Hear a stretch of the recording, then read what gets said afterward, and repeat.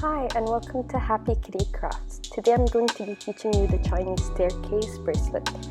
This is by far the easiest bracelet you can learn how to do. So we'll start out with 4 colors. I have white, black, red and green. We're going to make a knot at the beginning. And then we're going to start braiding. I found that having your threads at 60 centimeters or 24 inches is enough for me because I always prefer to have leftover strands rather than run short. This knot that I'm doing right now is called the forward knot. And in order to do the Chinese staircase, all you have to do is do the forward knot over and over again. You take out one strand that you want to be covering all of the other colors, and you do the forward knot over them.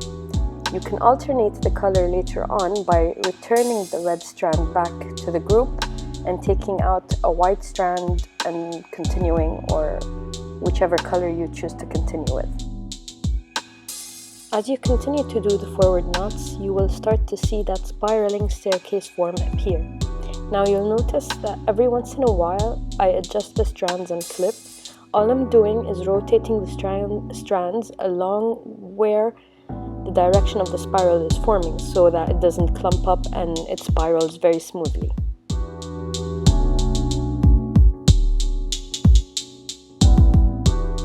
That's my cat Shwepus in the background.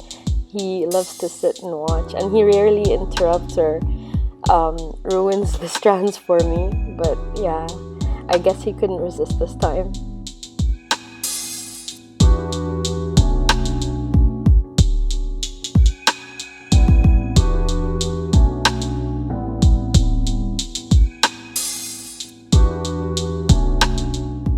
So when I see that the strand is long enough to be an anklet or a bracelet, I'm going to end it with a braid just as I started it, and I try to keep the braid that ends it the same length as the braid that starts it, just so that it doesn't look lopsided.